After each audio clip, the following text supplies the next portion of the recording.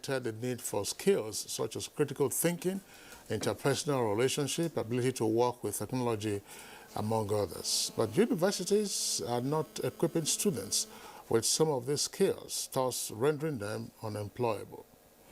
So what should be done to turn the tide around to make graduates of higher institutions employable? Do we really need a curriculum overhaul? Well, these questions, as well as others, will be answers will be sought for some of these questions on today's program. Welcome you to Good Morning Nigeria, coming to you on the network service of the African largest television network, the NTA. My name is Blessing Abu. And I'm Kingsley Osadolo, also welcoming you to today's edition of the program, in the course of which we shall bring you our companion segments, which include newspaper review, business, sports, foreign, and entertainment news. Now it's time for the morning news with Laure Bala Hassan. It's over to you, Laure. Thank you, Kingsley and Blessing. Good morning and a warm welcome to the news. The Federal Executive Council at its meeting Wednesday draws attention to the falling standard of education and agreed on the urgent need for a ministerial retreat to address the challenge. State House correspondent Jide Onifade reports that this was amongst other salient issues deliberated on at the Council's meeting in Abuja.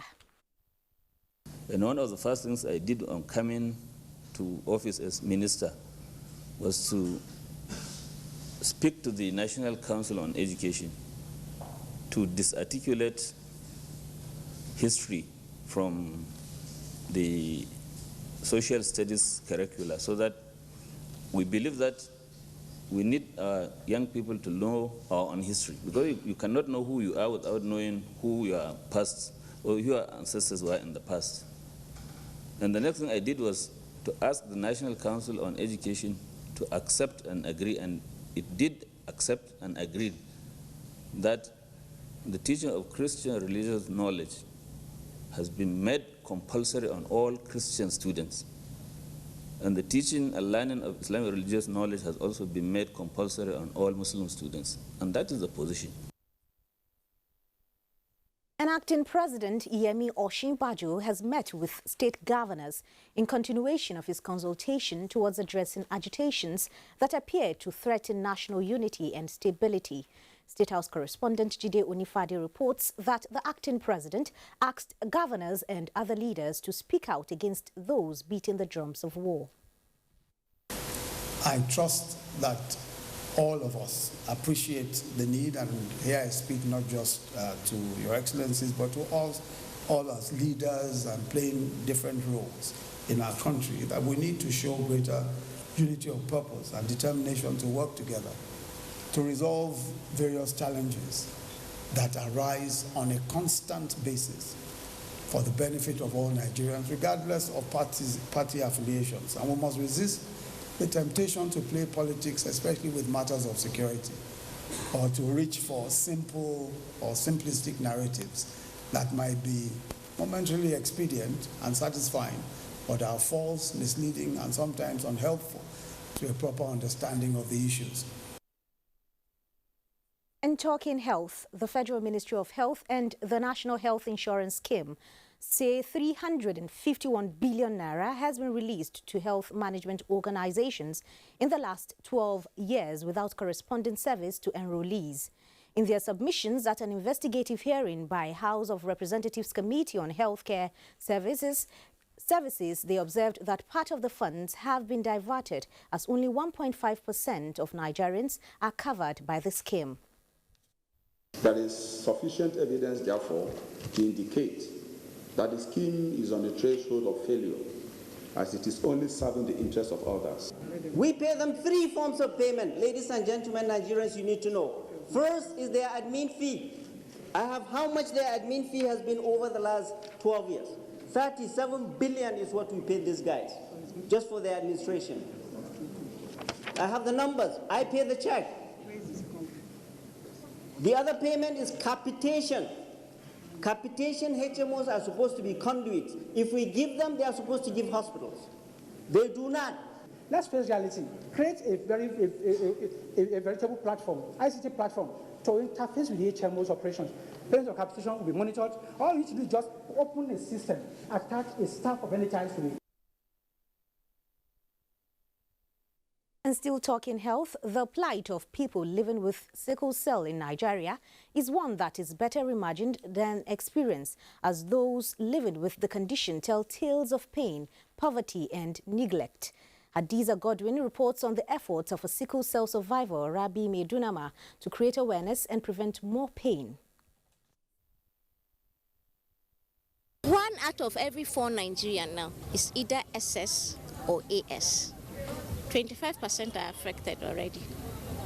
So until that cycle breaks, the AS start getting married to the AA only, and then the SS gets married to the AS, AA2. And the AA people need to help. This is not contagious. You don't see an SS and say, no, I cannot marry her. If you don't marry her, who will? So they need to have a relationship with the sickle cell patient so that that cycle could be broken. And then the AS and AS should completely avoid each other.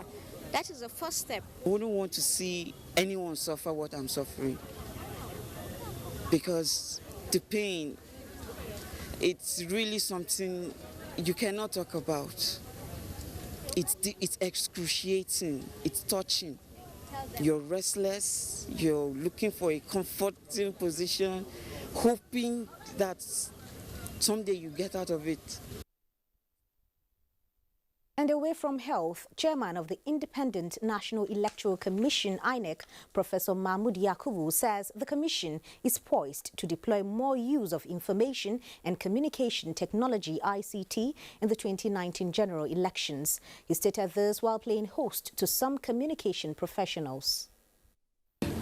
In any way you think you can advise the Commission on a number of issues, the deployment of ICT, not only in elections, but in the processes that lead to elections, particularly the ongoing continuous voter registration exercise, will be a welcome development.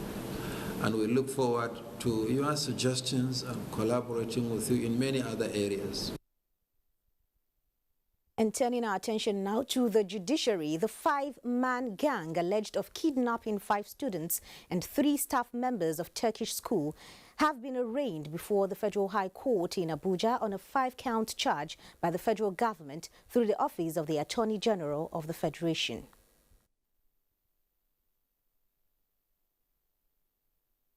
All our witnesses are ready, and are ready to testify, to establish the offenses against them. And if the court finds them guilty based on the evidence we are going to lay before the court, fine. And like Justice has just said, criminals are always thinking of outsmarting the law.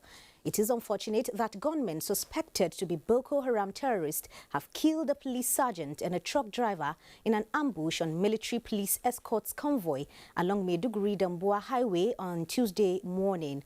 Maimuna Garba, however, reports that Borno State Police Command Public Relations Officer, who confirmed the incident, says the situation is under control.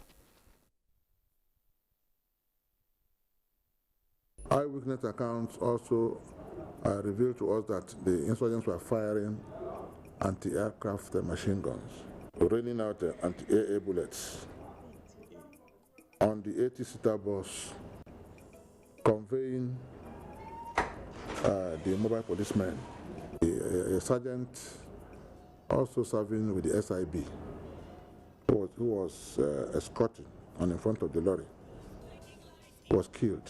Mustafa Modu, driver of a Borno State government truck, the driver was killed.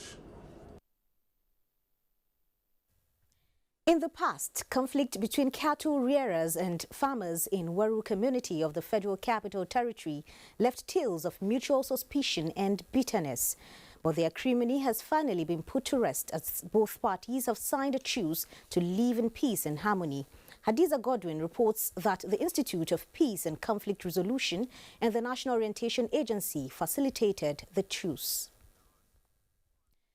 Every step we take should be towards a perfect union, not that of divisiveness. These are the words coming from the People's Democratic Party Ahmad Makarfi Caretaker Committee at a media briefing on the state of the nation. The PDP group commended Acting President Professor Yemi Osinbajo for steps taken to douse tensions in the country. We want to urge all of our people that in trying to draw attention to their yearnings and aspirations, respect for one another, and the realization that our rights do not include encouragement into and infringement on the legitimate rights and dignity of others, should guide our conduct. As Nigerians and a people, we cannot run away from talking to one another, but this should be on the basis of mutual respect, confidence, and even empathy. And that's the news for now. Blessing and Kingsley will be back after this break. Good morning. If you hear a bomb explosion or gunshots of an active shooter, that might be a terror attack. At such times, always remember 3 action words: run, hide, report. Don't try to run towards the terror scene to save the situation, because there might be a second bomb blast or another attack. Run far away and take cover. Make sure you are safe first. Yes, it is in our nature to sympathize over the hurt, but remember, only trained personnel can help in such situations. When in a secured environment, promptly call relevant authorities and help will come. For anonymous reporting, call 09630-3250-5 or 0813-2222-106. If you see something, say something. Nigeria unite against terrorism. This message is brought to you by the Federal Ministry of Information and Culture. A hectic lifestyle or overeating can cause a burning pain in your chest. That's heartburn. Take Gaviscon. 1 dose relieves in 3 minutes to soothe the pain of heartburn. It goes straight to the source to work for hours, providing long-lasting relief. That's why I recommend Gaviscon. I recommend Gaviscon. Gaviscon, fast relief you can actually feel. If symptoms persist after 3 days, consult your doctor.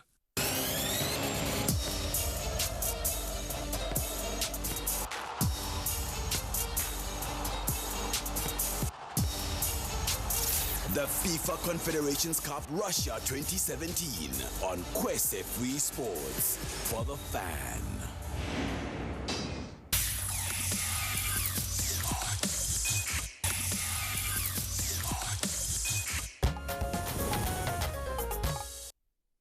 You're watching Good Morning Nigeria. For the business report this morning, the Nigerian Communications Commission, NCC, has assured subscribers of network integrity amidst a move to take over Etisalat by a consortium of banks. Kolo Mohammed will tell us more. Hello and welcome to Business News. Nigerian Communications Commission NCC says its attention has been drawn to the planned takeover of the telecoms company by a consortium of banks. A statement by the Director of Public Affairs of the NCC, Mr. Tony Ojobo, states that the regulatory body is aware of the indebtedness of Etisalat to the consortium and that the NCC, in conjunction with the Central Bank of Nigeria, CBN, had mediated by holding several meetings with the banks, Etisalat and other stakeholders to proffer a solution which did not yield the desired result. The statement, however, emphasized that the Commission has taken proactive steps to cushion the impact of the takeover while assuring all stakeholders in the telecommunications sector and the subscribers of the network in particular that it will ensure the integrity of the network is not compromised. In March, a consortium of 13 banks, foreign and Nigeria, had wanted to take over the operations of Etisalat over a loan facility obtained in 2015, totaling $1.2 billion. Following the release of funds by the federal government to improve the nation's infrastructure base, experts have continued to analyze the possible gains inherent, especially as it affects investment, trade, and agriculture. Adequate infrastructure, they say, will boost local trade and open up the country to foreign investment. They added that balanced redistribution of goods and services and wealth are also benefits which can be achieved when movement of goods and services is not hindered by poor infrastructure. By the time this happens, you will see that goods that are manufactured from one end will now be moving to the other end. And this is what we call redistribution of goods, which also has to do with the redistribution of wealth into the economy. And that leads to poverty reduction. Poor harvest losses, a recurring wastage occasioned by absence of access road from farming communities to commodity markets, can be reduced with free movement of perishables between the farms and the market in record time. There are feeder routes that are supposed to be open, where those people at the village, the farmers, would be able to transport their farm products to the city. If there is a good road, it will be easier for them. The experts also noted that only a thorough implementation of the budget will guarantee success. Meanwhile, Nigerian Statistical Association, NSA, has advised the federal government to constitute a group of independent monitors and assessors to monitor the implementation of 2017 budget. Second Vice President of the association gave the advice in an interview with the News Agency of Nigeria. He said that the government should come up with a group consisting of experts from relevant professional bodies and associations, including NSA, to constantly monitor the implementation of the budget, saying an objective and independent budget monitoring group will promote transparency and provide the needed checks and balances in the implementation. Let's now take a look at the latest closing figures from the floor of the Nigerian Stock Exchange.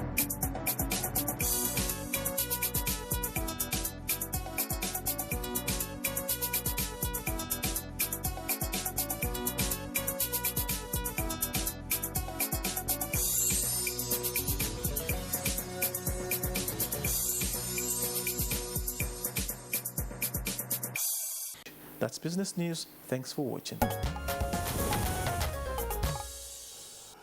Thank you very much there, Kolo, for the business package. Newspaper review is next on Good Morning Nigeria.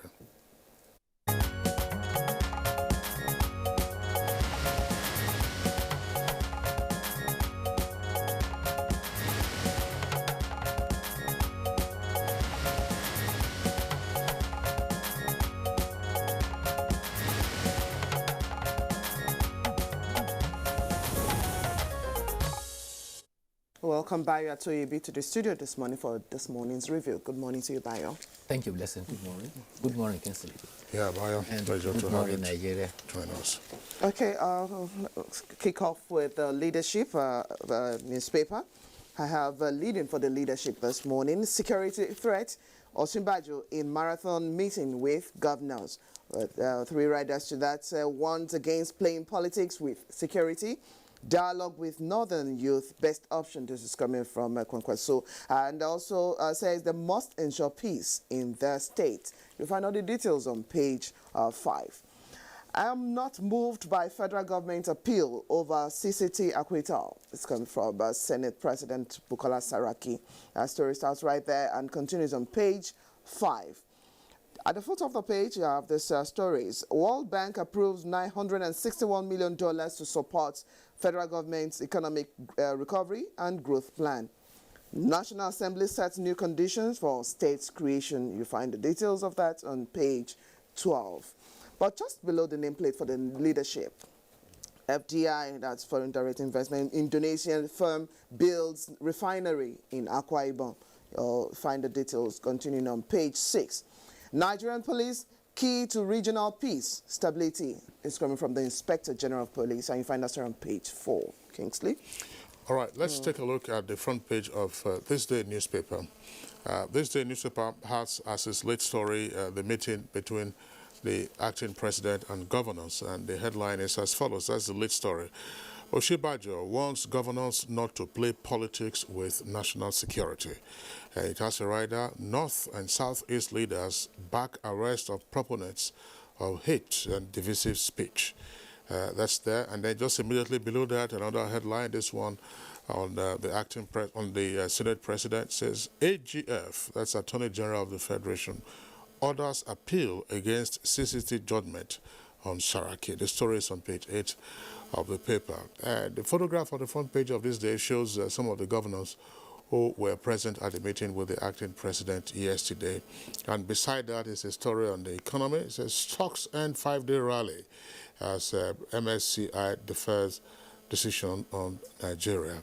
Now, above the nameplate of This Day, there are two stories. One, of course, is a running story. We took that from some papers yesterday. CBN alliance with NCC and to resist hostile takeover of Etisalat. Two riders to that banks, that's the kicker. We have no intention of taking over telco and seek probe of $1.2 billion loan. And say UAE parent has abdicated its obligations to them, federal government, regulators, and other creditors. So that's the story on Etisalat. And below that, National Assembly prepares to take on executive in court over power of appropriation. That's on page 10 in greater detail. Ayo. Thank you, Kingsley. Well, the story about the consultation by the acting president dominates all the papers, and the various newspapers catch their own headline differently, all of them taking a cue from the various pronouncements of the acting president. The point says, we've resolved Nigeria must not break. That is the governors. The Sun reports that 36 governors rise against divisive tendencies, and the Nation says, governors tell agitators Nigeria must remain one. Vanguard says, governors warned over playing politics with security. Again, the acting president stressed to them and said that to defend the indivisibility and indissolubility of Nigeria is a constitutional obligation of all governors. We must not allow careless use of words, careless expression that might degenerate into crisis. He revealed that from recent consultation with leaders across the country, all of them are in unity, and they agree that unity should not be taken for granted. He warned leaders must speak up forcefully not to allow things degenerate. He cited the instance that serious efforts should be made to resolve prevailing various challenges comprising of separatism, hate speeches, quit notices, and herdsmen and farmers' clashes. 23 governors, 4 deputy governors, and all security chiefs, as well as members of the Federal Executive Council, were in attendance. Governor Abiola Ajimobi of Oyo State, who spoke after the meeting, said they all agreed to keep Nigeria united. He said they promised to address problems causing agitation, and he listed them to include the tripod of poverty, unemployment, and hardships. He says Nigerians to work together to collaborate. We cannot afford to break. We will not allow it. And he had a word for the media. And to the media, he says, avoid sensationalism. And I think the message here is that his speech should not be accorded freedom of expression. That's right. All right, Bayo, thank you very much. Let's return to the papers. Blessing, I have Blueprint as well. Let's take very quickly Blueprints.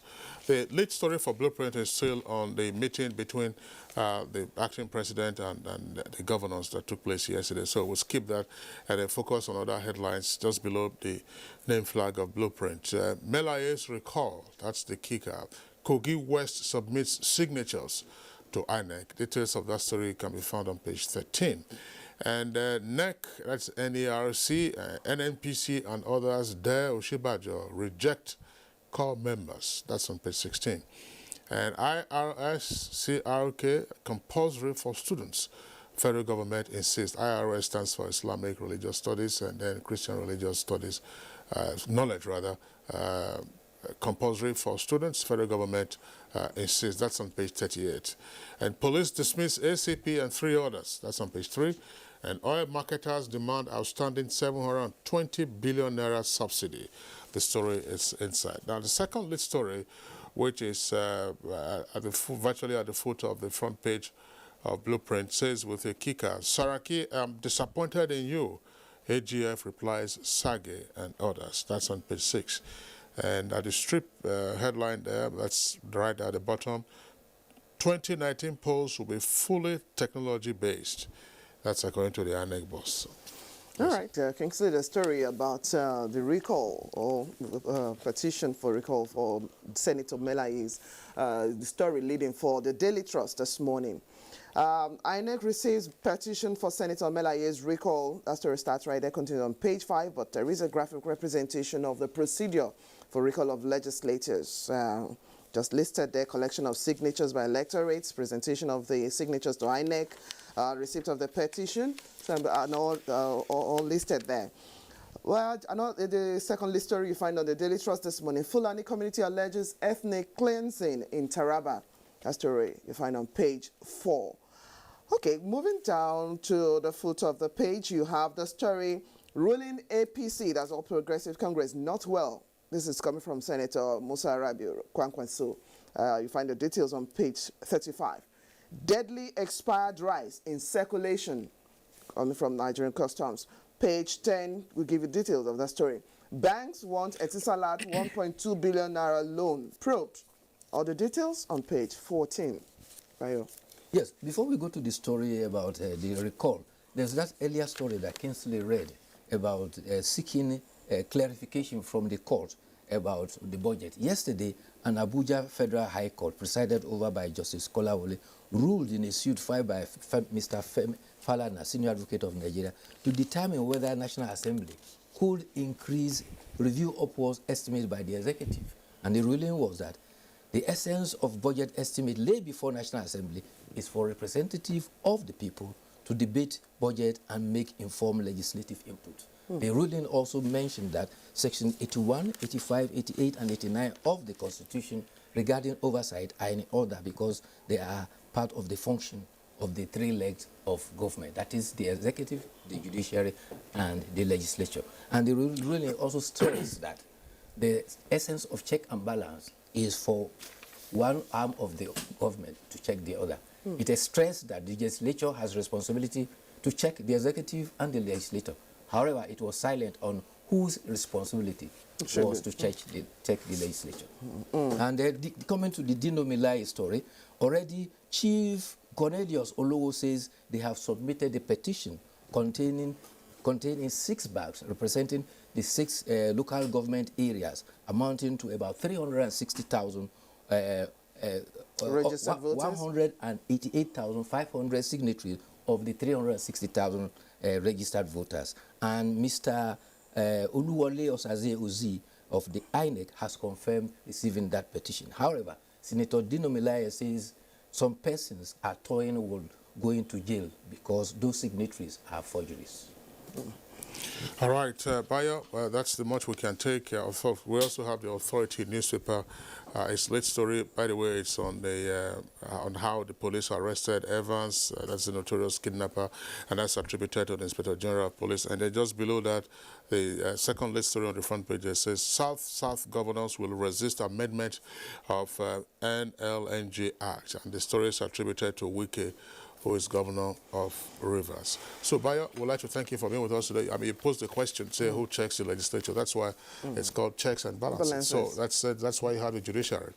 So in the case of dispute between the other 2 arms of government, judiciary is there. Citizen, judiciary is also there. Bayo, thank you for being here today. We'll see you tomorrow. Thank you for having me. Okay. It's Good Morning Nigeria, reaching you on the network service of the Nigerian Television Authority. We'll take a short break now. When we return, we'll go into our discussion proper. The Future Assured project of the wife of the president, Aisha Muhammad Buhari, is carrying out free medical screening and distribution of food items at various IDP camps while ensuring the economic empowerment of women through training and skill acquisition. In recognition of her efforts, wives of governors have lent their voices and support. In Kogi State, we feel the impact of Future Assured, especially in women and children. The Future Assured program of Mrs. Aisha Muhammad Buhari, the wife of the president, has been very assuring and still reassuring in Sokoto State. It has impacted positively in the areas of humanity, especially women and children. Supports the Future Assured initiative. Email programs@futureassured.org.ng. Future Assured, promoting and protecting the lives of Nigerian women and children.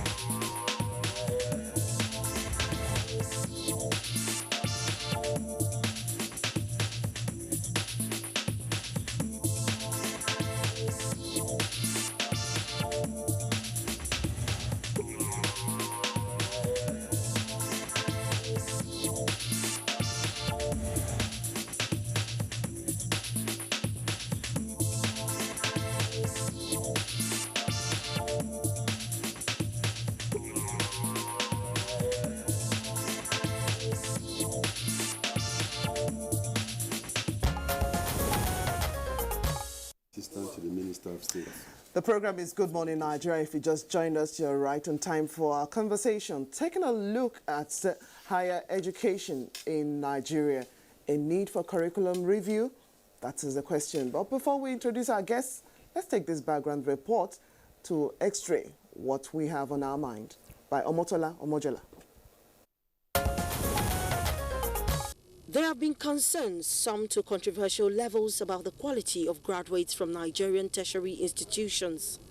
Questions of capacity have driven arguments about whether or not graduates of Nigerian higher institutions have skills demanded by the labor market.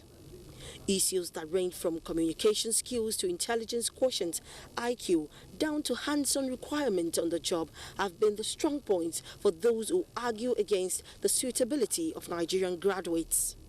History, however, shows that Nigerian graduates were among the best in the late 60s, 70s, 80s, even to the early 90s, when the quest for learning was a passion for those who sought it.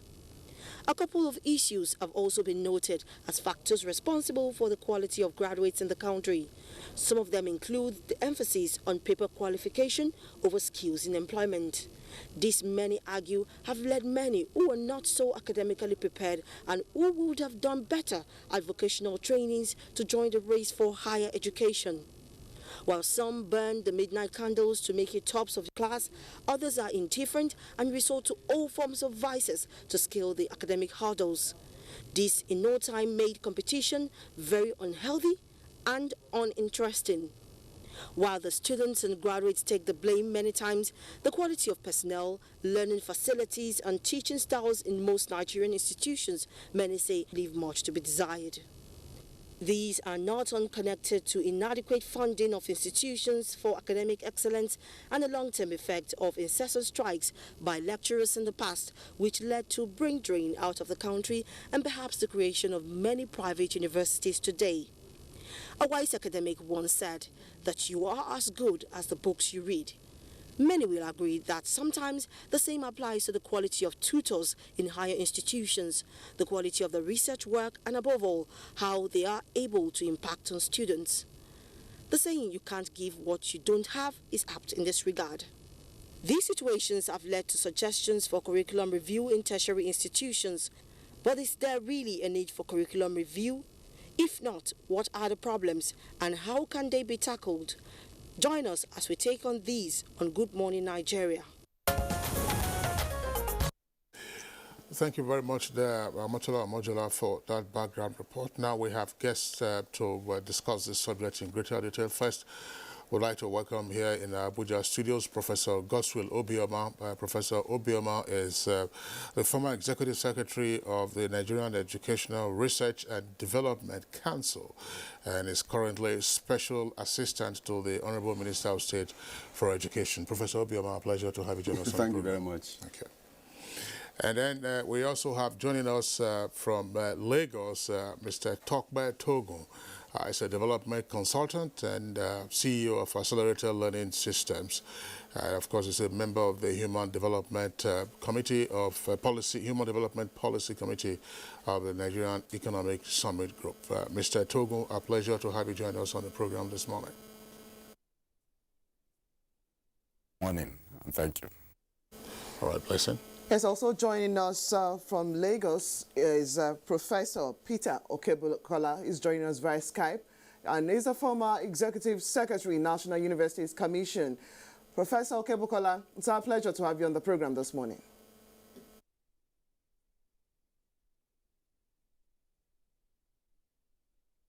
Well, while we try to get his response, we also have joining us via Skype again, this time around from Yola, Adamawa State, is Dr. Omar Binder, the Secretary to the Adamawa State government. Okay, some glitches with connection here, but we'll get to speak with them in a short while. Kingsley, kick off. All right, let's begin the conversation with Tokbe Togun in our Lagos network studios. Mr. Togun, get your views on this. I mean, it's a common refrain that you hear that, oh, Nigerian graduates are products of higher institutions of learning in Nigeria are mostly not employable.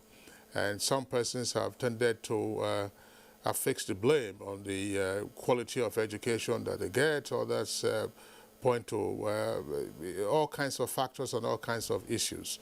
What's your general comment on this in terms of the employability of Nigerian graduates?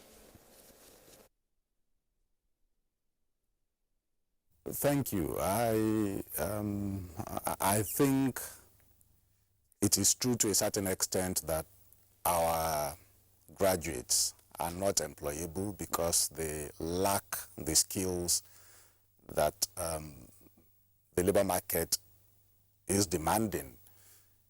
And that's due to a mismatch between the focus of what our tertiary institutions are producing and what the market is asking for.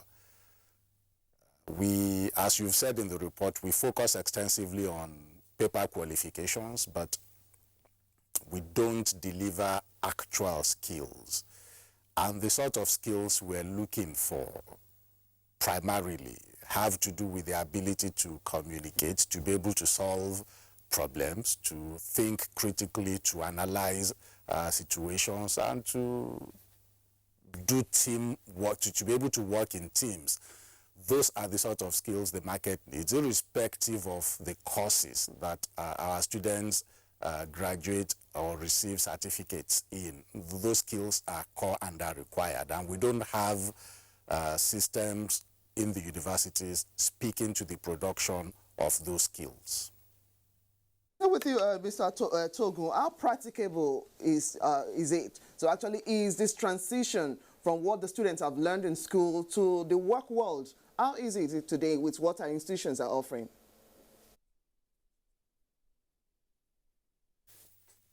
It's, that gap is pretty huge. I had said a couple of times that previously you had a situation where when people graduate from university, the management development programs, that's the initial management training that they receive from employers, was probably done within 3 to 6 months.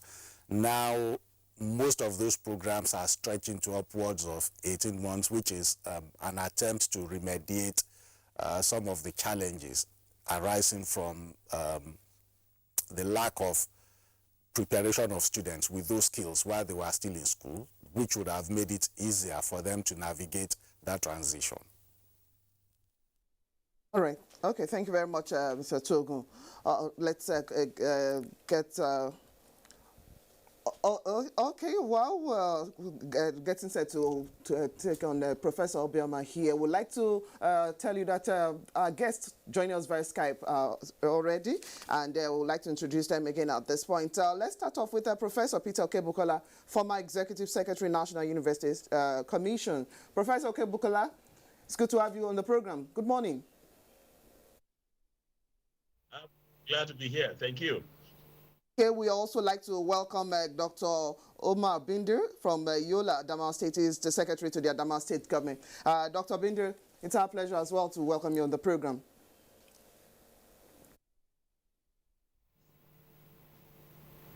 Thank you.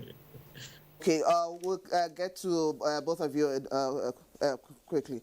Okay, Professor Obioma, yes, we just started off with Mr. Togun's position.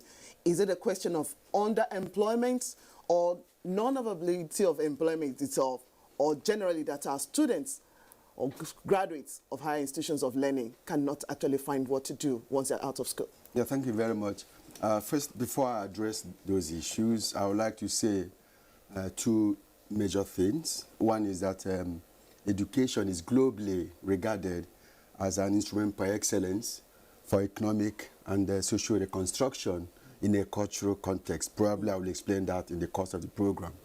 The second issue is that when we look at the whole notion of unemployability of Nigerian graduates, I would like to look at it from two axes. One is when they graduate from the university or higher institutions, could they be employable? Do they have employable skills for public sector employment or private sector employment? The other axis is to say, could they unleash their energies and engage themselves with their world of work and become employers of labor, not seeking for jobs? So these are two critical things. For the first one about education, it's a global dictum. It has to make impact in human development. Education has to engage itself. It has to be open, and they continue with the evolution as we get in with time. You and I had education a couple of years ago in a cultural context that is completely different from what we have now. And so there's a need to connect the evolution of education to what is extant now.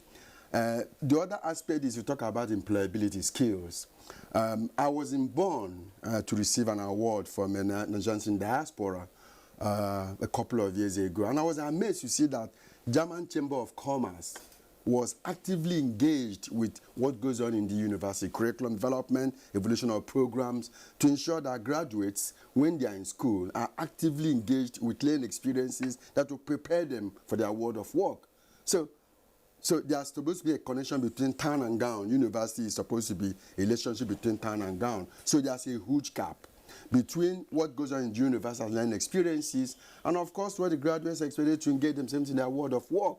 So either way, they don't have employable skills. One of the panelists did say that when they come out of the university, they get trained again, they get retrained.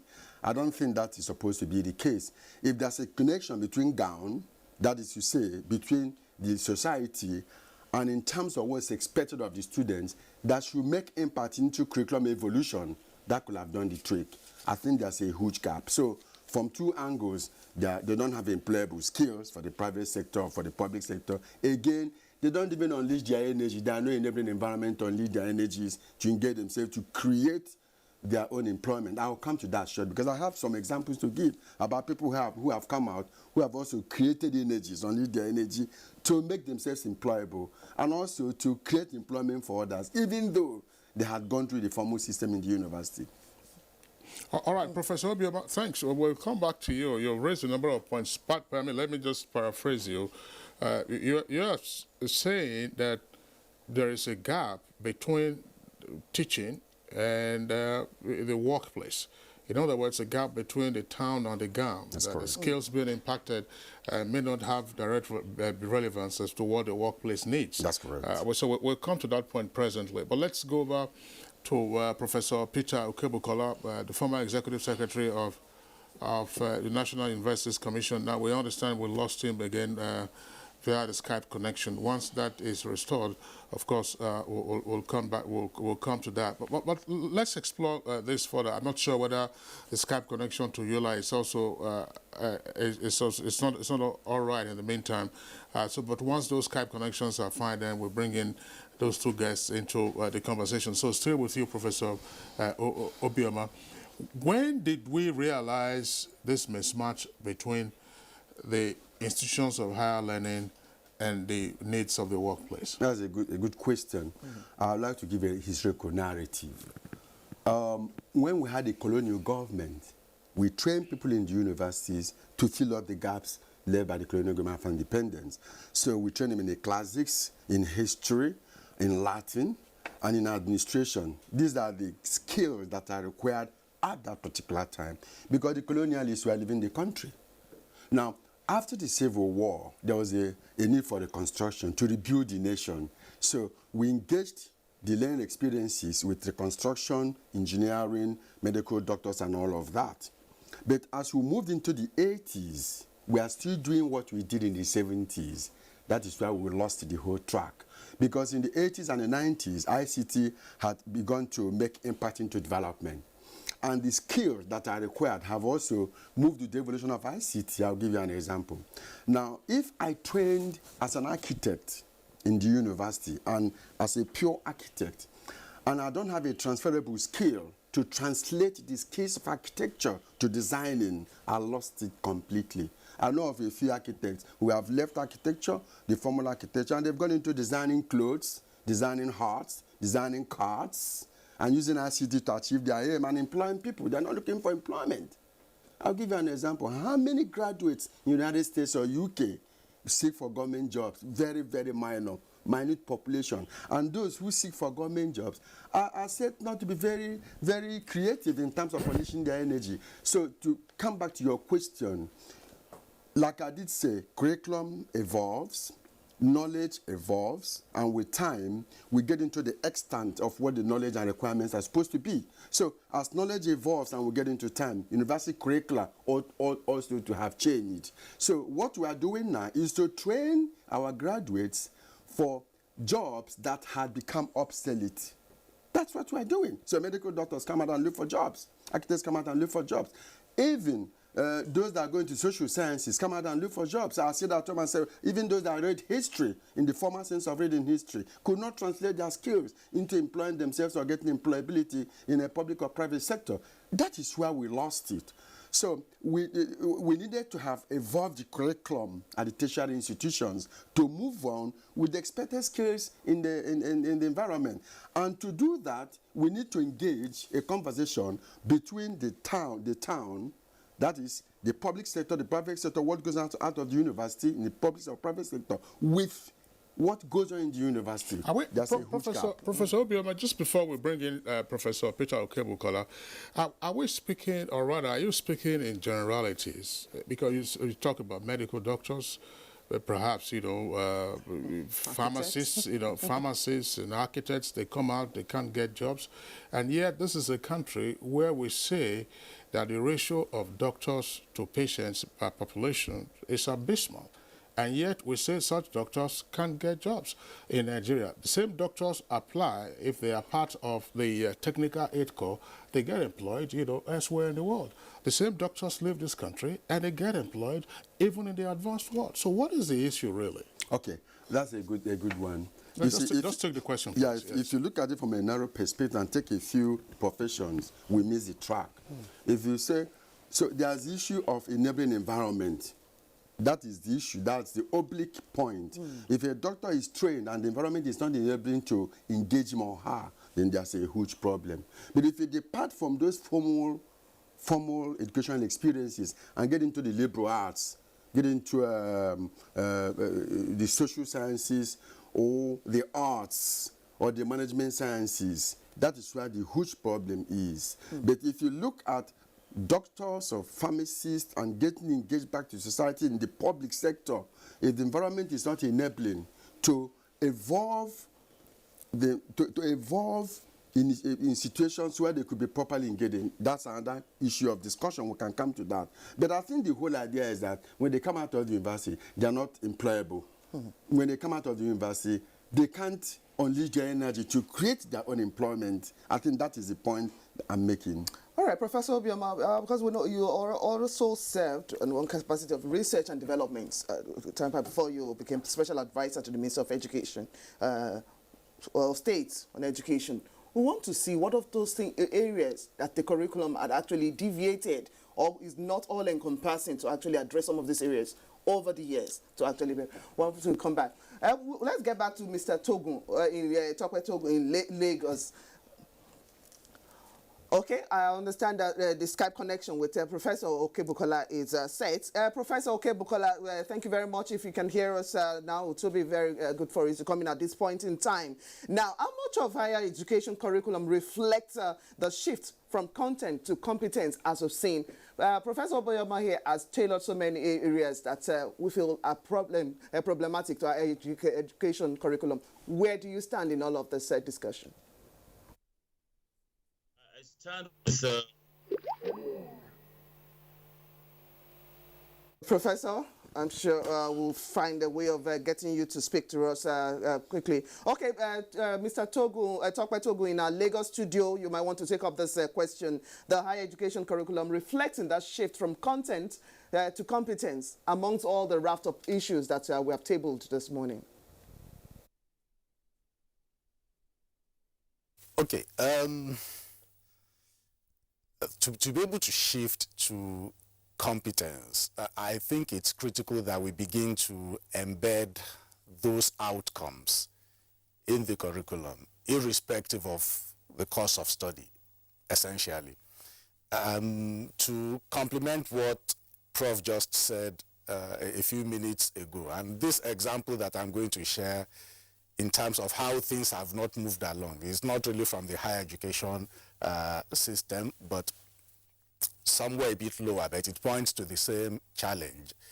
I understand that school inspectors, when they go to schools to inspect facilities, they still ask to see typewriters.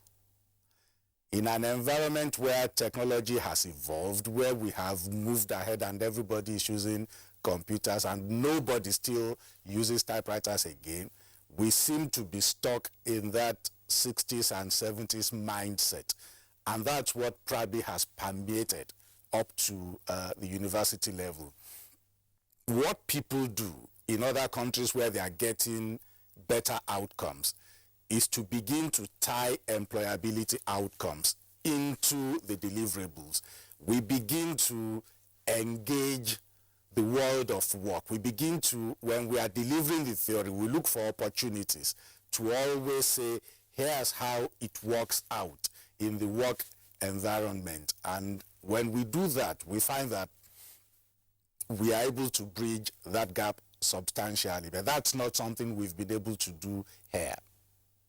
Okay, is this something to do with what we actually want to have as our own form of education? Earlier on, Professor Obioma also made reference to the kind of research from the colonial era. Now, taking a look at what is obtainable today in the 21st century, the need to actually have businesses being solved or critical thinking, as well as, actually pushing that business terrain in the manner in which it will solve issues in the 21st century. Is this what we have today in most of the curriculum across the length and breadth of the nation? That's not what we have today, but that's what we need to have. Today, the delivery is still pretty much focused on issues of the past. It's not moved ahead. When we say review curriculum, I think there are any number of issues that we have to consider. For me, it's more a question of enriching the curriculum, looking at the methodology of delivery and incorporating new approaches that will practically enable the students to carry out research programs outside the confines of academia that might have them been embedded in work situations for a while, and that will give them stimulating experiential opportunities to acquire some of those skills we're talking about. And that we can also begin to assess, including our assessment portfolio, assessment of some of those skills, which goes beyond merely assessing what they've done in terms of passing subject A or subject B. So if we expand the focus that way, I would also say that to be able to deliver that process, we probably need to look at the governance structures in our universities. We've got to equip our administrators with the capability to manage this transition. They have to be embedded in today's Nigeria. They must know what our goals, our national priorities are, so that academic planning can also move in that direction of where we want to go as a nation. Well, all right, Mr. Tokwe Togun, thank you very much. We'll come back to you later on in the course of the conversation. We understand that the Skype connection to Dr. Umar Bindre, SSG Adamawa and Yola is okay now. Dr. Bindre, if you can hear us clearly, let me pop the question to you. We hope you have had the benefit of listening to the contributions of the two guests, Professor Obioma here with us in the Abuja studios and Tokwe Togun at our Lagos Network studios. What's your take on the challenge that is facing the education sector in terms of being able to produce graduates, who are employable ultimately, rather than having employers complain about the kind of products that seek employment in the system?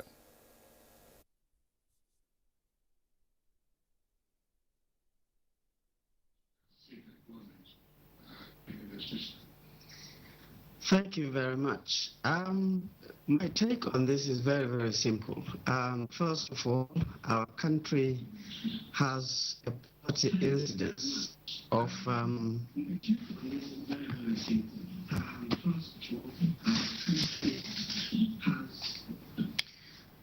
So this country has a poverty incidence of 60 to 70% average. That means people have no access to goods and services. Provision of goods and services are jobs.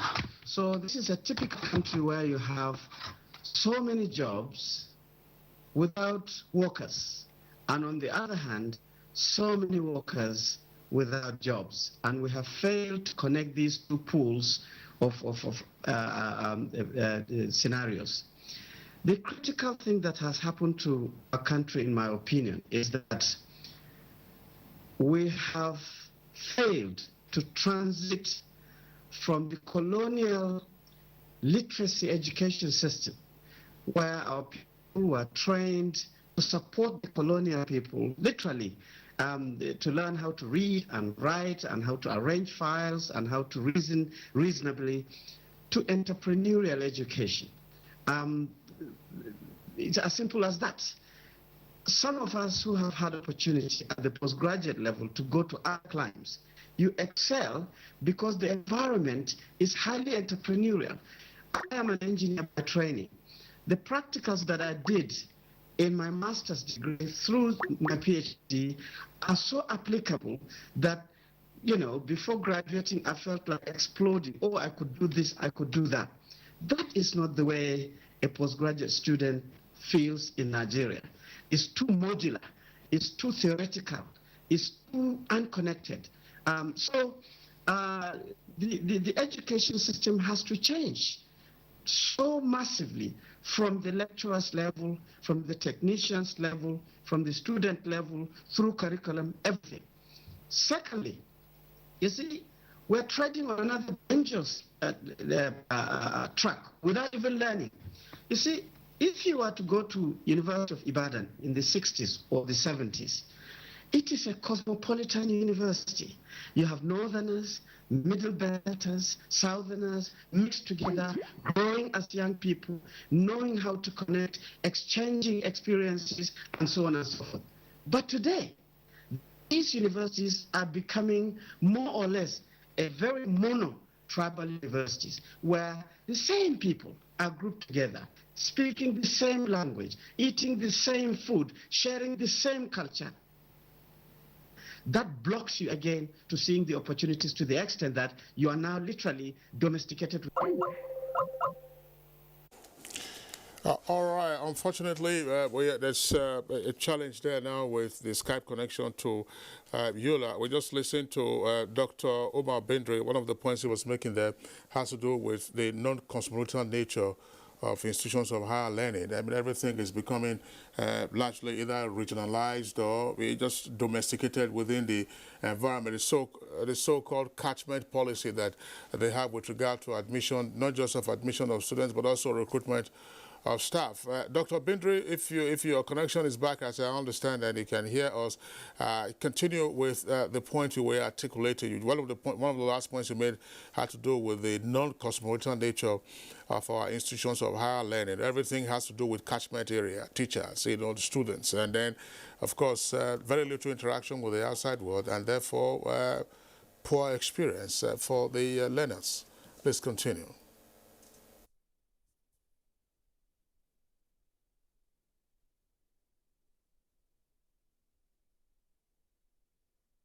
I understand that you saw that blip a moment ago on the screen. That indicates that the Skype connection has gone off. Let's return to our Lagos network studio. We don't know whether Professor Kobukola is also back on. The Skype connection is pretty unstable. Tokwe Togun, let's come back to you to discuss this.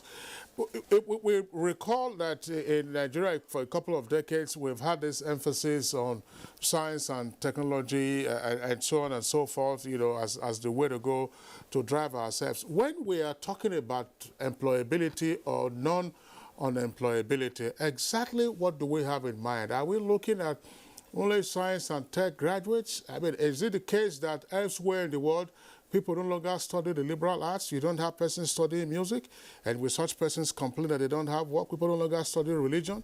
People no longer study history.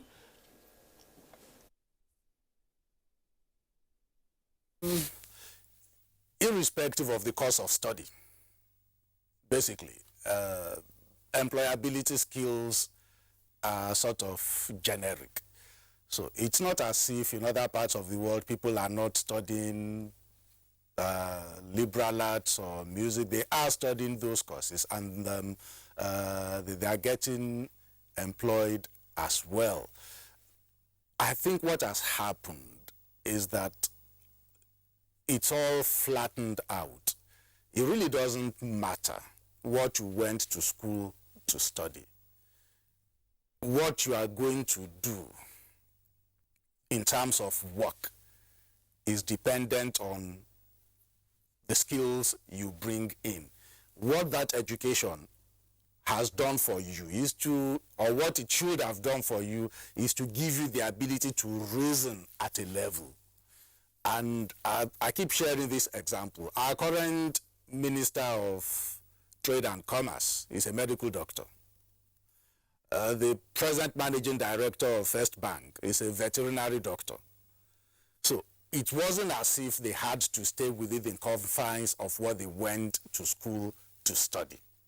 But they acquired skills that enables them to function in different settings. And those are the same sort of skills that we are saying our students today need to acquire. And the focus of education, as Dr. Binde was saying, is that we have to be driven more by the application of knowledge as opposed to a rote learning method where we are being assessed, we are being tested on the basis of what we have memorized and can give back when they ask us in questions, whereas the requirement is for us to interrogate that knowledge we have acquired, make some sense of it, apply it to some different contexts. Application-based, that's what leads to competencies. All right, Togo, well, thank you very much. Again, we'll come back to you. One of the points you made with regard to where the gap is, you talked about communication skills, critical thinking, and teamwork. Now, Professor Obioma, we saw what happened in Nigerian tertiary education, particularly at the university level. Early on, students necessarily focused on their course of study. I mean, if you were admitted to study economics, for instance, you went straight ahead with economics. But we then saw a change. I mean, this was copied, it was said, from University of Nigeria, Nsukka, the introduction of general studies. GS, you also have the use of English, that's talking about communication, and general studies to broaden your horizon and also deepen your thinking. If you took courses that were opposed, as it were, to your direct course of your direct major, is it that those general courses, those general studies courses, use of English and others, have failed or are failing? Well, thank you very much. I would like to also raise a conversation, beyond this level you've raised. It's not just the issue of general courses or courses that are out of your main line of study. That's not the issue. I think we should go back to what the guy from Lagos did say, and of course the man from Yola also mentioned that. We look at what we call pedagogical transferable skills. What goes on in the university is beyond the mundane discussions of whether it's cosmopolitan or whether it's in one village. No. We are talking of transferable pedagogical skills. Two issues arise.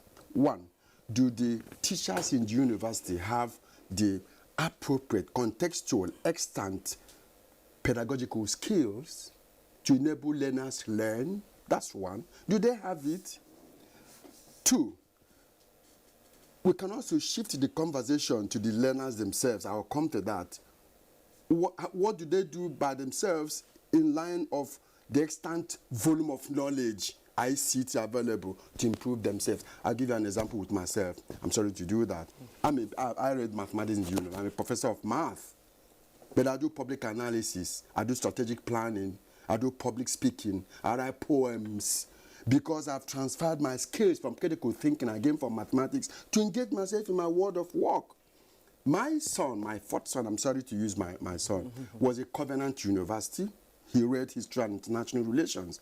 And I said, hey, guy, you go pick up a skill. And he picked up photography. I said, deepen that skill, because you need to broaden that skill and transfer it to what you want to get yourself in the environment. This guy went on to UK and learned and studied a master's degree in international and global change. And then at the second term, he said, Daddy, don't send me money again. I said, wow. He said, because you've given me a gold man in photography. And within my community, I cover events, I do event management, I do shooting and all of that, and I can pay my way. This is transferable skill. Because in that university in UK, like the guy from Lagos did say, he's been taught to transfer his skills. He's been taught to think beyond the narrow global change, the narrow international law. And now that guy is a videographer. He's a photographer. Go to Instagram, you can dig him up. And he has used my garage, turning it into a studio.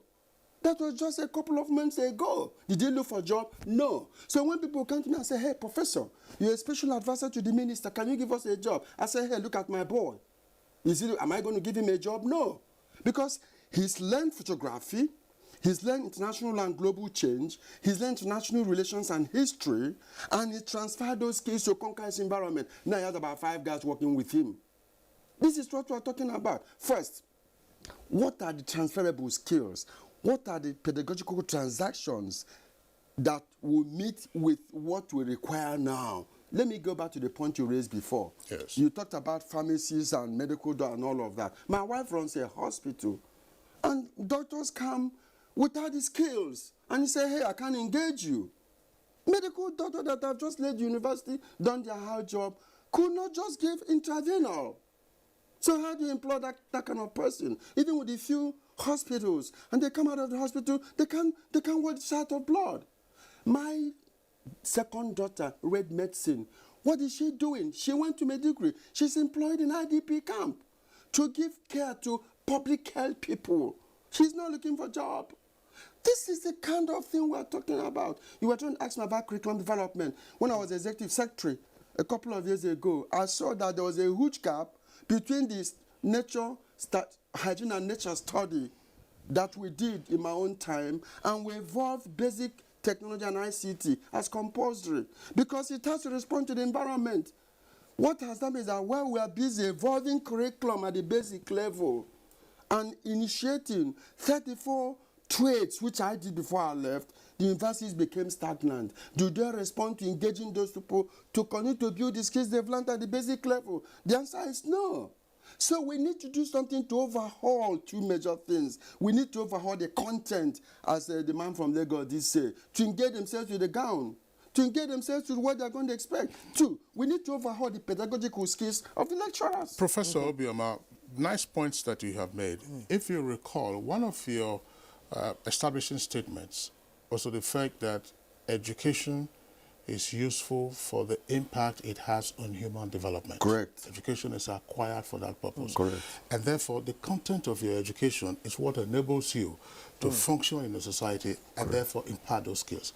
The points you've raised, they are all crucial. I'm just saying that in terms of the curriculum that we have seen in our institutes of higher learning, at some point it was focused on your main course of study. At another point, we said, no, introduce general studies, introduce use of English, and we have also seen in the recent decade and a half or so, the introduction of entrepreneurial studies. Correct. So, is it that these ones are inadequate to still get our products out there and be employable, either looking for employment, or on their own? I mean, the stories you've talked about, they are all very heartwarming. I'm sure that our viewers also have such heartwarming stories about their own wards and children. Is it that these skills that they are getting are not sufficient, or something is still missing, or we are just being dismissive of our products as being unemployable? Something is completely missing. Namely? What is that? Good. What is missing is not just what you study. What is missing is to enable you develop your critical thinking skills, enable you develop the ability to transfer. Remember I said transferable skill. In the huge world of education, there's what we call the notion of transferable skill. And I use myself as an example. I read math. Am I teaching math? I'm not teaching math. I'm doing public policy analysis. That's what I'm doing. I do strategic planning. So when I get into the University of Nigeria, for instance, and I do engineering, They still study general studies. They still do humanities. I went to University of Nigeria and I read math. I did general studies. I did humanities as required electives. Beyond those things, compulsory electives. Yes, compulsory electives. Beyond those things, we also need to lead the students to learn. The notion of teaching has changed completely in our new world of work. And I want to give you global examples. Go to Malaysia, go to Singapore, go to China, go to Japan, go to Asia Pacific, go to France, go to Europe. How do they teach their children? Somebody just raised an issue. How do they teach them? They don't just teach them religion. They don't just teach them history. They don't just teach them... let me tell you, there are some... What is the approach? The approach is to teach the children to learn. How? Lead you to learn, to discover your environment.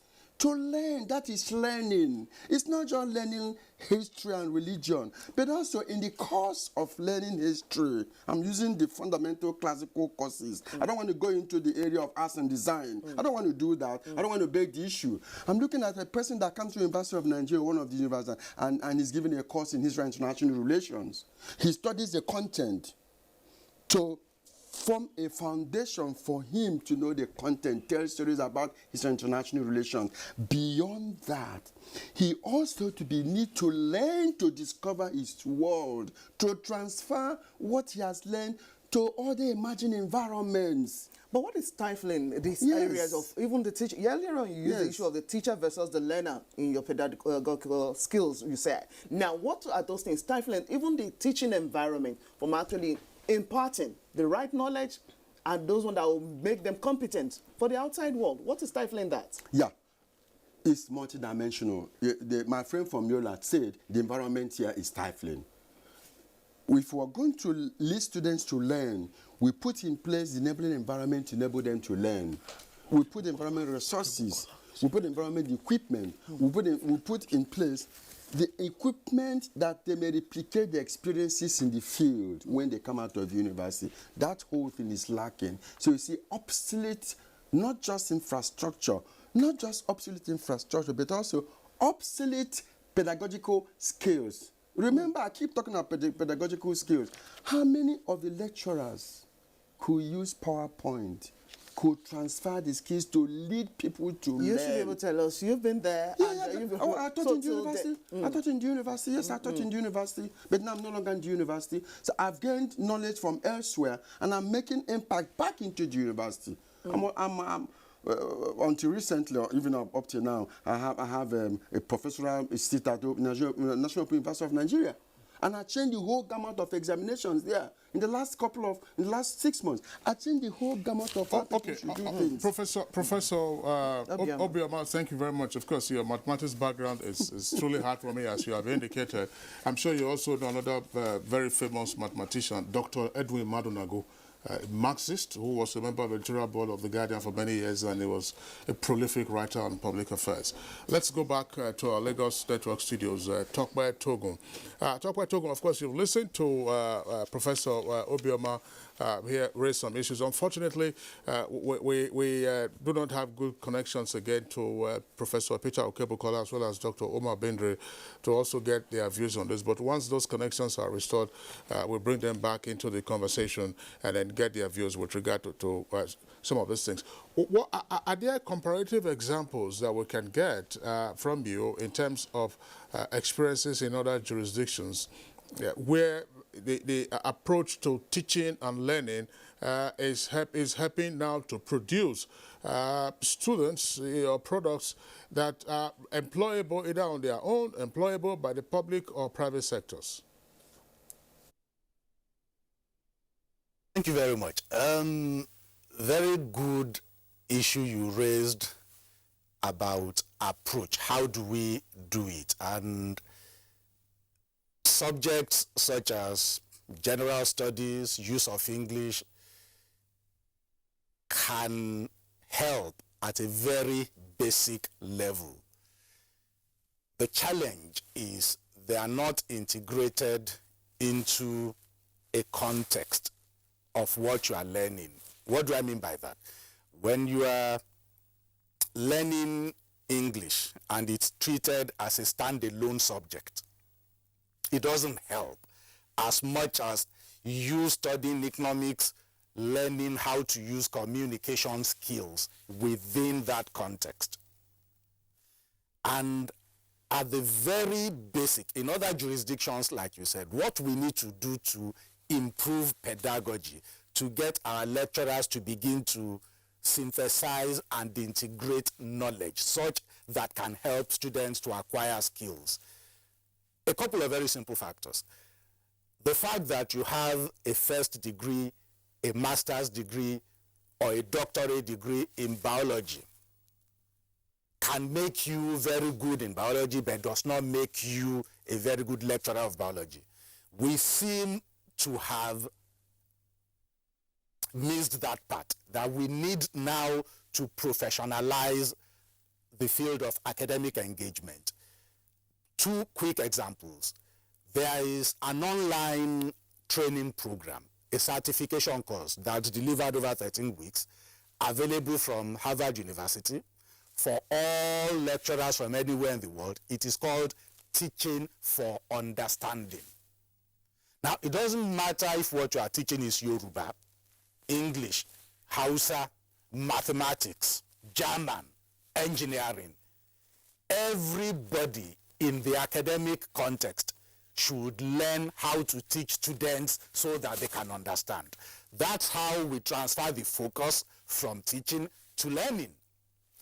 And other jurisdictions, UK, Finland, South Africa, most other places, they have what we call a higher education academy, where people who are lecturers, including professors, can undertake professional certification in different spheres, not necessarily now relating to their fields of subject, but a core component is this Teaching for Understanding program, and there is an entire movement called Teaching for Understanding in Higher Education. I think that should be a crucial factor for us to consider. There should be certification programs on teaching with technology. We could look at any number of those areas. There should be programs to enable lecturers, irrespective of their courses or focus, to teach towards employability outcomes. And they can integrate these elements. We're talking town, we're talking gown. The coal face is what happens in the lecture room. The coal face is how our academic planners, our university lecturers, how they design programs to integrate these experiences. They don't have the knowledge, they don't have the skills, they don't have the capacity beyond teaching their core subject areas. And until we expand that focus, somebody could go to school today to study accounting. That doesn't make that person a chartered accountant. You have to still go for that professional certification. So when we have certification programs that is utilized as continuing professional development for lecturers, and I'm running away completely from these issues about these jamborees we run, 2-day refresher programs, this seminar or that workshop. Those ones won't help. They need to be proper programs that have assessment outcomes that require the lecturers to demonstrate that we assess via a portfolio of evidence, which is practice-based. When we swing lecturers to showing a portfolio of evidence, we begin to take the focus away from theory, because they then begin to demand from their students, and we swing assessment towards assessing outcomes, not simply our... We reward people for their ability to memorize too much at the moment. So that sort of program, or those kind of programs that speak to the competencies that lecturers can use to improve their own ability to enrich the curriculum, to enrich the content of delivery, and for us to begin to integrate the subjects and not to take use of English in isolation, general studies in isolation, and economics in isolation. All those things are standing apart, but the student needs to synthesize those skills when they go out. And it's in the integration that the ability to synthesize comes along. Well, Tokwe, thank you very much for the points that you've just raised now. Very critical points, Professor Obioma. You listen to him. What we're talking, just by way of paraphrase now, certification of teachers, particularly in institutions of higher learning. If you went lower down on this program, we in the past discussed sometime the reintroduction of teacher training education, which we used to have, where you learn teaching methods for all kinds of subjects. Now, one crucial issue that is raised, the fact that you have a first degree, a second or a third, namely a doctoral degree in a field of study, doesn't necessarily make you a teacher. Now, when should we have that transition in our institutions of higher learning, where teachers or professors often brag that, look, teaching is just an aspect of what I do. The major part of what I do is research. And people complain that even the research that they do is not targeted towards solving problems. Where can we have that transition of properly certified teachers in the institutions of higher learning to impart the right skills on the students? Thank you very much. I think I'm very happy that the conversation has shifted to this platform of professionalization of teaching, not just at the basic level, but also in the university level. 2 weeks ago, the Teacher Registration Council of Nigeria organized a workshop, trainers workshop, for policymakers, for education policymakers and teachers at University of Ibadan. I went to represent the Minister of Education, and the Minister of State was also there to read a speech. And the whole idea is, how do we implement professional standards for teaching at various levels? So, Tokwe did say about what happens in other climes. The initiative is already on now by the Teacher Registration Council of Nigeria to professionalize teaching. In fact, there's a program which is called postdoctoral level in education for professors, for associate professors, and for those who already have PhD in the content area to learn the pedagogy, to be professional teachers. And could you imagine that is being resisted? Why? Yeah, it is being, because, like you said, professors think, oh, I'm already a professor of chemistry or pharmacology, I already know how to teach, but that is a far cry. See what Tokwe did say. In fact, in the United States of America, if you don't renew your teaching license, every 3-4 years, you're chopped out of the school. If you don't do that, and it has come to Asia Pacific, that is what we are saying in Nigeria. And so what we need to do is enforce the initiative. It's already here. We have developed, the Teacher Registration Council, I'm not holding brief for them, have developed various post-doctoral teaching experiences to enable university teachers become actual professional teachers with enforcing it. Not only that, if you get into the College of Education, we also need to do something there, because they produce those who go to teach. So we also need to look at pedagogical skills in terms of, Tokwe used the word, learning for understanding. I also say in our climb, we call it leading to learn, lead to learn. Not just, in those days we taught, a teacher and a headmaster with a cane in the hand and flog somebody, rote memory. 1, 2 times 1, 2, 2 times 2, 4. We've gone beyond that. You lead students to learn, both in the university and pre-tertiary institutional levels. That is where the problem is. So we need to certify them. We need just not to certify them. Tokwe uses, and in fact I like what Tokwe has said, we call it continuous professional development. Continuous professional development of teachers CPD. At various levels. TRCN has initiated that. Is it TRCN? Is it shall I say, legally competent to certify professors in teaching? Yeah, for sure. The law is, the act is there. Okay. And all we are worried about is the enforceability. We need to enforce that. In other words, we need to say, if you're a professor in the university, you're given 3-4 years to gain the postdoctoral diploma in teaching. And if you don't do that in the next 3-4 years, you're chopped out of the university. We need to enforce. It's already in the act. It's ingrained in the act. establishing TRC. Incidentally, what you just said, now that's a valid point. Back to what Tokwe Tobun was saying. Rather than a postdoctoral teaching program that you have, some universities actually incorporate it into their doctorate program. In Canada, for instance, to say that it's part of what you get for you to earn your PhD, you must be certified, in teaching. But we understand that Yola is back with the correction. Yes. Okay, all right, Dr. Bindri, let's quickly get to you. Understand that your connection is back on. Now, your comments of what we've talked about so far, let's take on this integration between innovation as well as instructional method.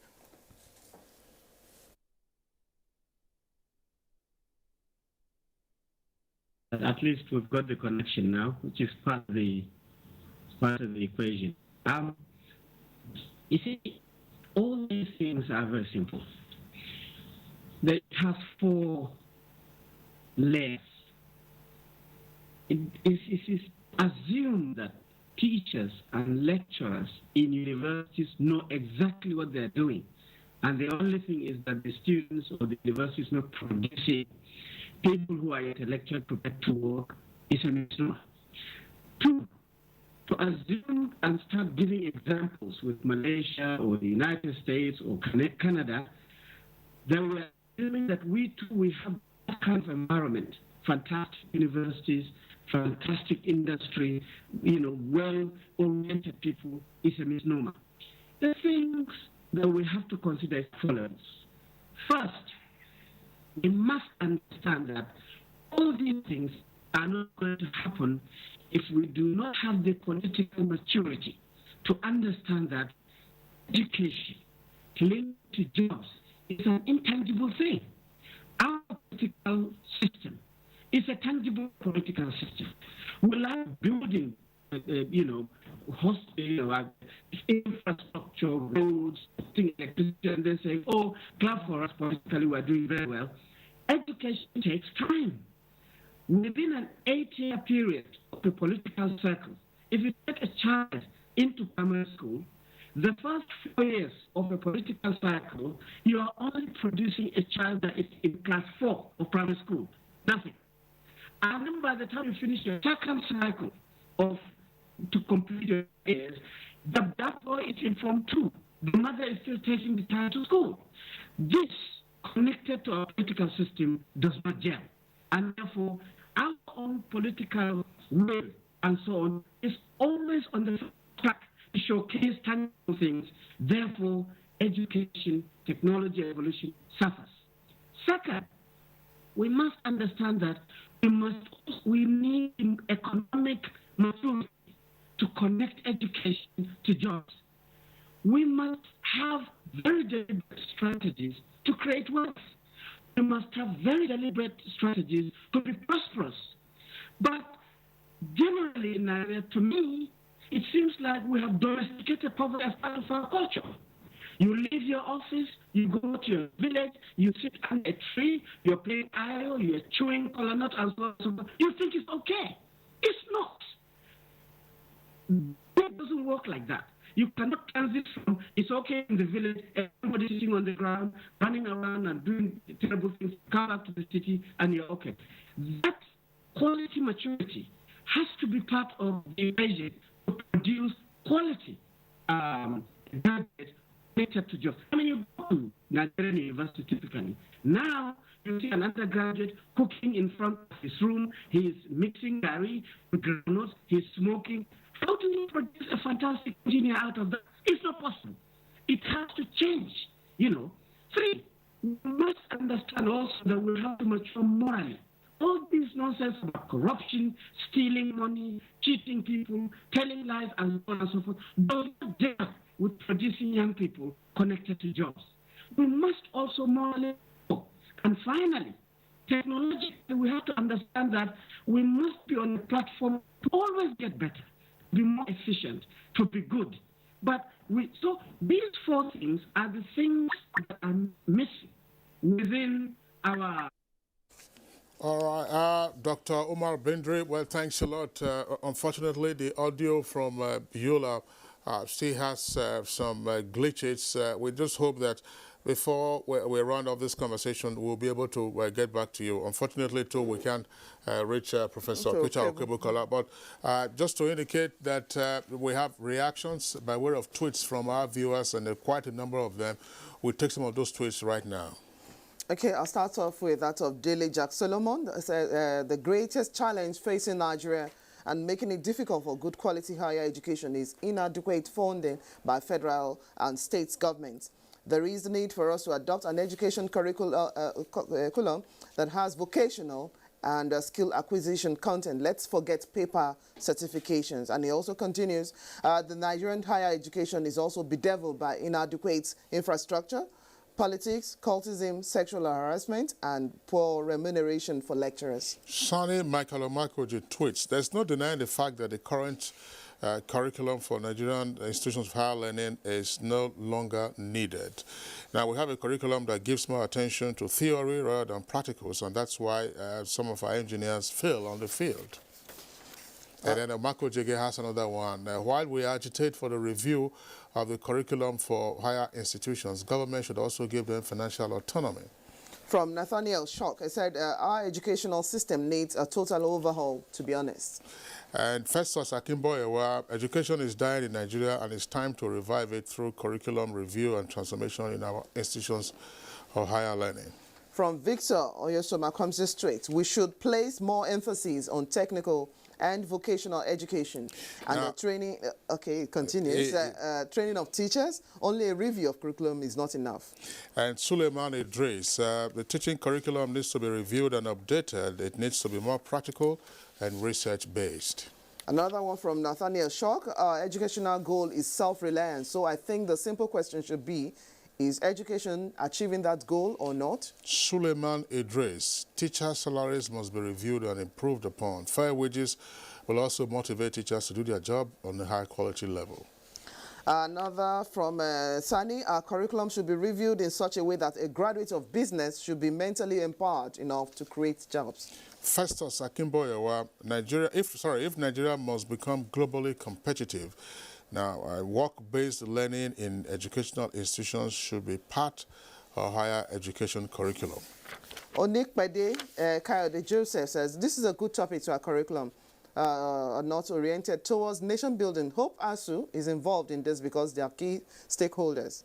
And Oseiwe Ibagwe has this tweet, and it comes with a question. Who told you education means university attendance? Nigeria has built a whole industry around university attendance with meaningless degrees, he says. And it continues, this country kills voices that should be heard or should be our ultimate salvation while promoting false narratives. That's why you never hear from me. And Suleiman Idris, where we heard from you today, by the way, that's Ebagui. So we hope to hear more from you when you contribute using our Twitter handle at NTAGMN. Suleiman Idris has this tweet. Lack of teacher participation in decision-making and curriculum planning is also a contributing factor. And from Festus again, Akiboyewa says, Nigeria's higher education should be reviewed from time to time to match our ambition of economic and technological advancement. All right, those are some of the tweets that we have. In the meantime, we'll take a short break now. When we return, we'll get into the concluding segments of our discussion. Oh boy, climb this thing now. No be only to connect lights. Come you and yourself now. Now wow. Oh boy, come down now. Oga Kasali electrician who they look for with this. Oh, Oga Kasali, come help us fix this wire now. Sorry, I no longer carry out illegal connection. It puts the lives of people at risk and can cause fire outbreak and disrupt power supply. I will never be part of anything that has to do with this any longer because change begins with me.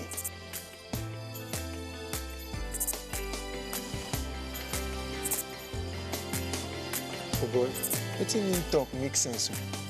Oh boy, we could carry this ladder from over. This message is brought to you by the National Orientation Agency in conjunction with the Federal Ministry of Information and Culture.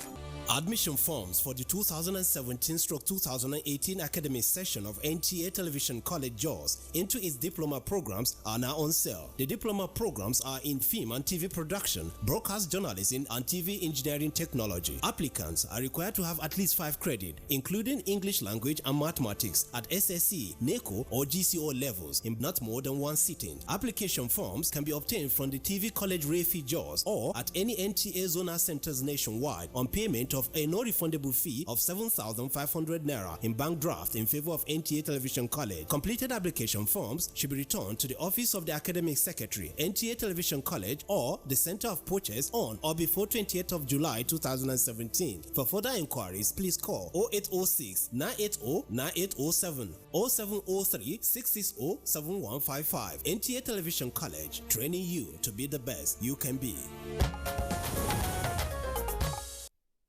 You're watching Good Morning Nigeria. We're on the last stretch for our discussion this morning, taking a look at higher education in Nigeria. The need for curriculum review. Well, our guests have been talking so much about the need between the teachers and the learners themselves. And the solutions, or at least the road to solutions, the process to solution is what we'll be seeking at this point. Mr. Tokwe Togo, back to you. We've talked about the need to actually address this army of youth already there.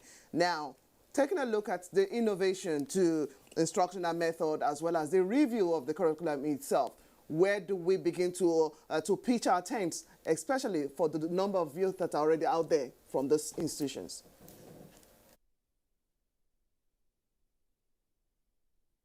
We need to do several things almost at the same time. For those who are already out, we need remedial programs, so to say. I'm glad we have initiatives like the National Open University system. I'm glad we have programs like the N-Power that we spoke about a while ago. What we need to do at this stage is to begin to bring about collaboration and consolidation in some instances. You've got the Ministry of Finance running 2 programs, I think. There is one called You Win. There is another one on graduate internship. You have the Central Bank of Nigeria giving fresh graduates money for entrepreneurship ventures. Bank of Industry has a relationship as well with the NYSC. You've got the National Directorate of Employment. You've got SMEDAN. Where is the bottleneck in all of this? We don't have a policy that is mainstreamed in our national action plan that speaks to how we are going to put our young people to work, the support structures that we're going to give them, so that all these initiatives can be drawing off from the same policy framework.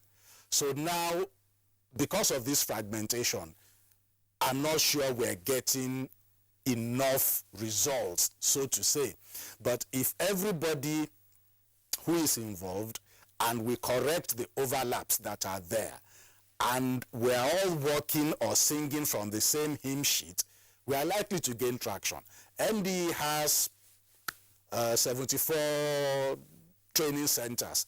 Most state governments have skill acquisition centers. SMEDAN has its own centers. What are we doing in all of those places? Where are the touch points between those places and the facility and support that BOI has and the program that a CBN has? So if we bring about a consolidation and we map that environment and we can leverage on technology to deliver training, the N-Power platform runs off a portal. Now, it's not everybody who applies who is going to be able to be taken onto the program, but anybody should be able to log on to that program and to receive training online. The certification programs we're talking about for lecturers should be certification programs online as well. We can do online programs. We need to minimize this disruption to take them out of what they are doing, go and do a jamboree somewhere for a week or 2. So if a program is online that can teach employability skills and people can enroll for that program and be assessed at the end, we can scale that program up massively. If we now come to our university system, our higher education system, we have the same problem. We have a fragmented environment. Meanwhile, we have all the resources and the tools to make things work. Yes, we can ask lecturers to go for certification programs, and yes, they will be resistant to change.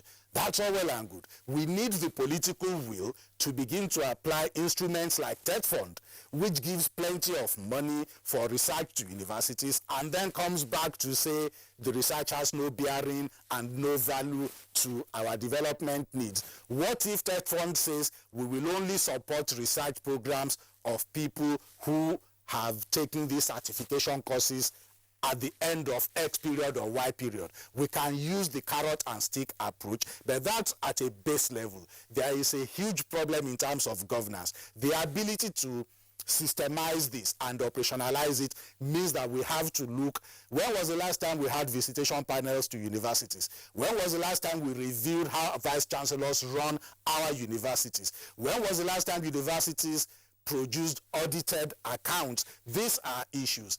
I can push back a bit on this challenge of lack of funding. Go and examine that factor very well. What have we done with the money that has gone into higher education? What have we done with the subvention? What have we done with the money that TED Fund has put into higher education? These are critical issues. We need to address that at the governance level. We also need to get our administrators to understand that they are running enterprises. We cannot create an entrepreneurial culture without people in administration understanding that what we've put in their care are actually large-scale enterprises. How do we do it in the private sector? Almost every CEO in Nigeria today has attended a program called the Chief Executives Program at the Lagos Business School.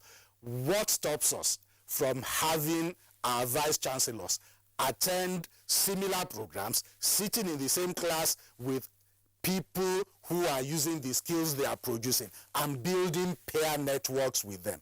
We need to also get attend training programs at this college, NIPSS in Kurujaji. How do you produce manpower for an economy that you have no understanding of the requirements? We have a NISA in Ibadan, our socio-economic research issues. Why are all our administrators not going for programs that will bring them closer to the reality of our needs in Nigeria?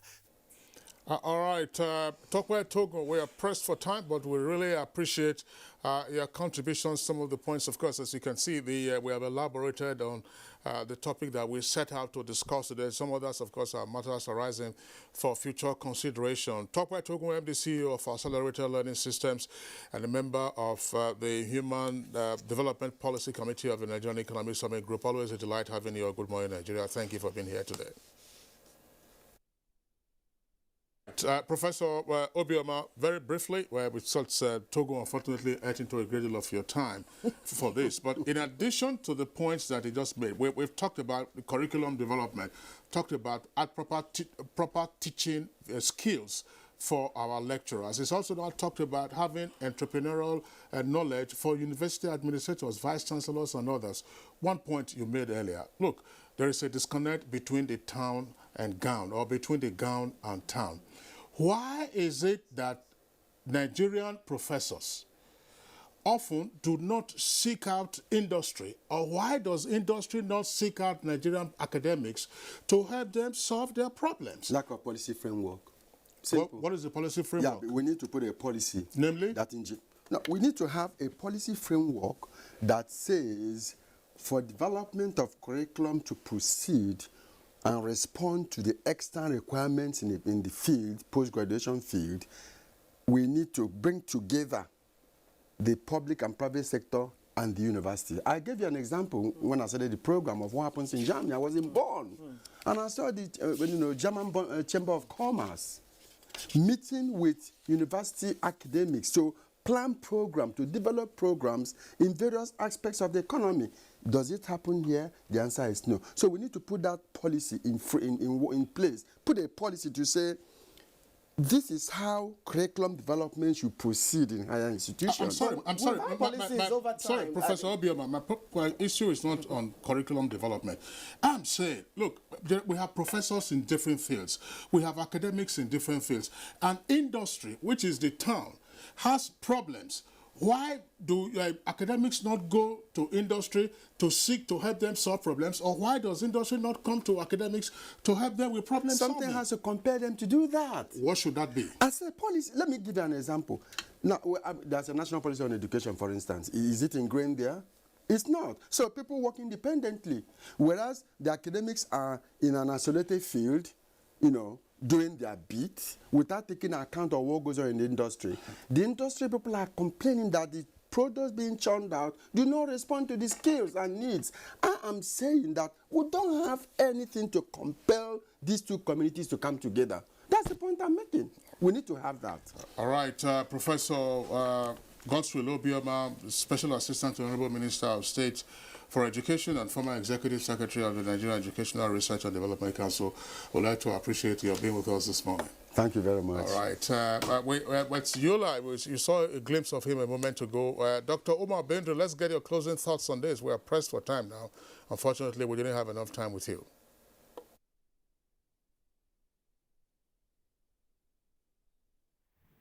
It's unfortunate that connectivity is terrible. But I mean, if you have Professor working with the Honorable Minister of Education and our own teaching professor working with the Minister of Education, I think listening to them, we should evolve viable solutions to the problem. As far as I'm concerned, we need to be true Nigeria to solve our problems. Our education system will respond to our problem if they're focused. Indeed, you joined us via Skype from Adamawa State, as Yola State Capital. Secretary to the Adamawa State Government, we thank you so much, and we appreciate your later time despite the glitches in the Skype connection. Now to other companion segments, first of which is sports. Let's quickly take a look at what is happening there.